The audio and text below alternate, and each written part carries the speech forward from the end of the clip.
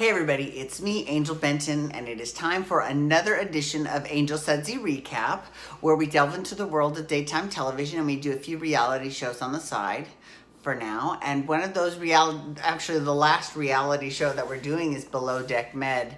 But before we get into Below Deck Med, let me tell you what happened yesterday. So yesterday, I had totally planned on doing this recap yesterday because yesterday was National Prosecco Day. So I went out after work and I got me my $8 bottle of Prosecco. This is my Barefoot Bubbly. It's delicious for bitches on a budget like me, and it was just delicious.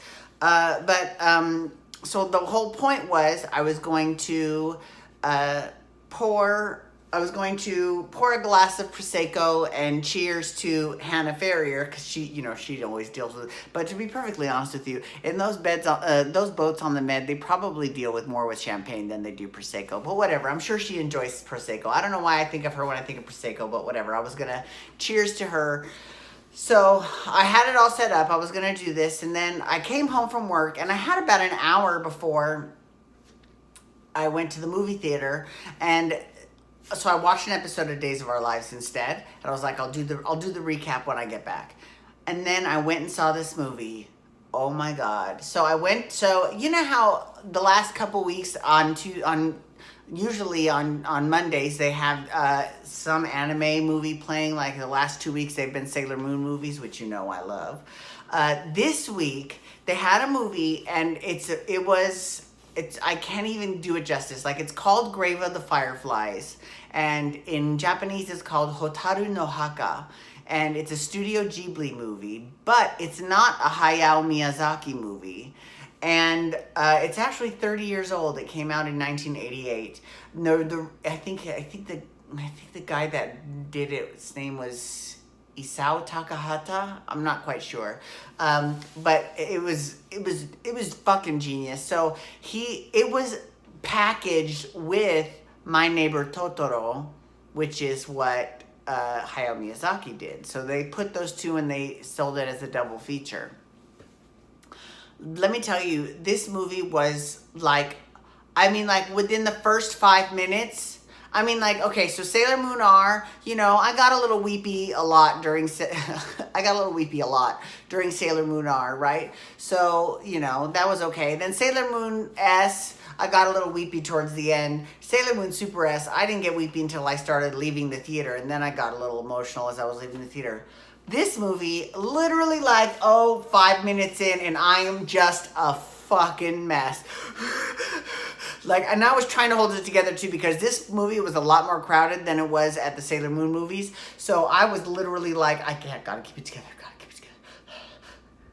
So I'm trying not to make any noise, but I'm just bawling, just tears strolling down my face. It was a beautiful story about a love that an older brother has for his younger sister, and it takes place during World War II. And that's really all that I can really say without giving a lot of it away. But it was just beautiful. It was a beautiful, haunting movie. It was so good. I literally called my mom today. I was like, Mom, go see this movie. It's playing tomorrow, and it's going to be the dub tomorrow, which is better than, it's not better than the subtitles. The subtitles is the best, but my mom doesn't speak Japanese, so she probably wouldn't get that much out of the subtitles anyways. But I was like, you've got to see this movie. You cannot not see this movie. So she's going to go see it tomorrow, so I'm really excited about that. So I came home, right? This is how bad this movie was. I came home and I was still ugly crying even when I got home. I feel so bad for my neighbors, because they were probably like, oh my God, what the fuck is he? Why is he so upset? I was just sobbing hysterically, and I literally drank half the bottle of Prosecco and then went to bed, because I was just I was so exhausted. I couldn't do anything. So now instead, I have poured the rest of the Prosecco, and I mixed it with orange juice, and I made a little mimosa.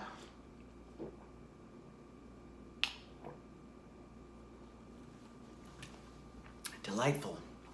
Okay, so now with all that excessive intro out of the way, sorry, I just had to tell you why I didn't do anything yesterday. Okay, so let's talk about Below Deck Med. Oh my God, where do we begin? So it starts off so this is like a few weeks ago.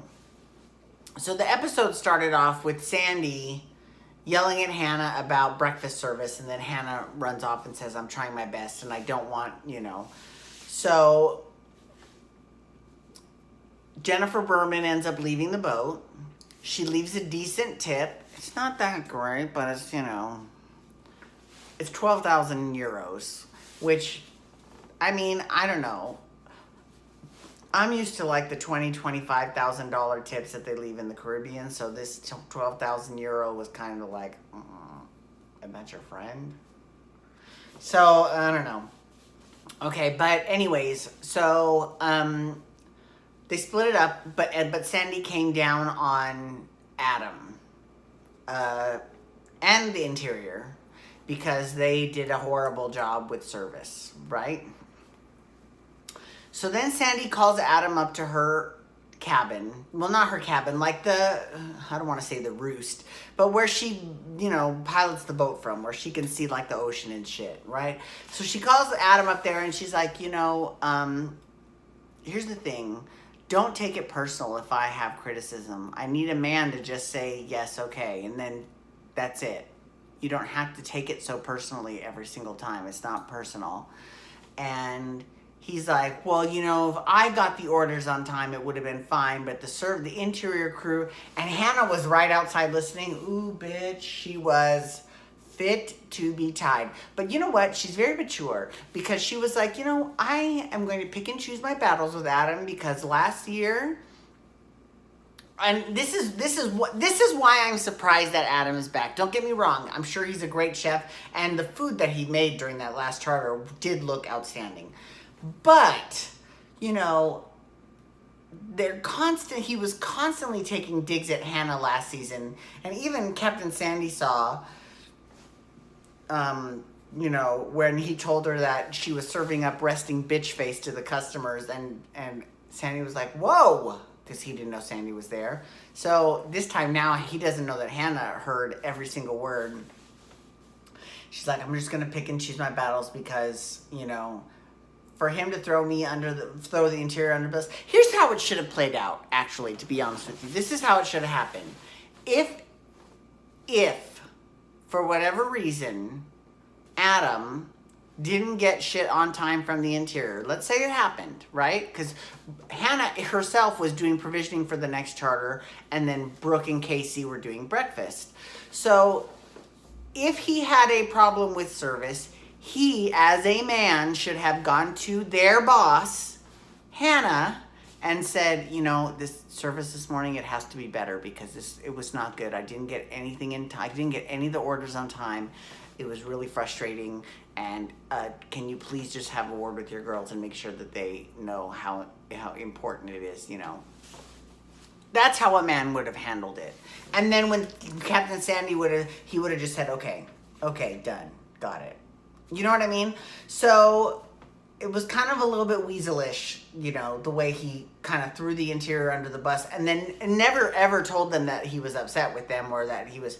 So then they go out to eat for dinner and he starts making these comments. Like he starts making these crazy comments like, oh, this dinner we're having at this restaurant is so good. The service is so good. And Hannah's like, I need to smoke. She gets up and she leaves. Again, it's actually kind of a mature thing to do because I would have literally been so fucking pissed off. I probably would not have been able to get up. I mean, I don't smoke, so I wouldn't have any reason except maybe I would have been like, I need to piss or something like that. But I was so... No, I'm just kidding. There's nothing in there. It's empty. So so the thing is that I applaud Hannah for knowing when to extricate herself from the situation because it was a little bit fucking ridiculous. And then JWoww, oh God bless, God. Actually, wait. Let's go back to Hannah really quick. She kissed Conrad. And I think it's great. And he was like, just take time with me. And she should take time with him because, he is a twink. So she needs to, take your time with the twink, Trust me, like if you try to rush a twink, you're gonna end up in a bad place. So, and then they kissed and it was beautiful, and it was actually quite romantic, and I was like, yeah, it was really cool. It was really cool. And then so then Jamie, oh my God, my heart. JWoww. So JWoww this tonight, I don't know. He goes off on Jamie because Jamie had overslept past her alarm by like an hour and 15 minutes. So he wants to know where the hell she is. And she's like, I overslept. I'm sorry. I apologize. And he starts acting like, well, Conrad's not on the deck, so I'm the lead deckhand, blah, blah, blah. So you need to lose the attitude with me. And so she tells Conrad, and then and then she goes off the boat and she actually has a cry. She calls her mom and she cries, and Hannah comes over and gives her a hug. Oh my God, that's making me teary right now just thinking about it. It was so sweet what Hannah did. It was so nice. Oh, I think I'm in an emotional state from that movie last night. It's still leaving me a little bit raw. So Conrad then gets JWoww and Jamie and says, look, I'm the boss. I'm the one that gives out the punishments, the lashings. I'm the one that dishes it out. So JWoww, if you have any issues with her, you need to tell me, and I will deal with it. I don't want you punishing anyone. So that was like, all right, get it. So I was excited about that. But anyways, okay, thank you so much for logging on today. I do appreciate it, and I appreciate you sticking with me. And happy National Prosecco Day, even though it was yesterday. So cheers to you, Hannah. It was so good.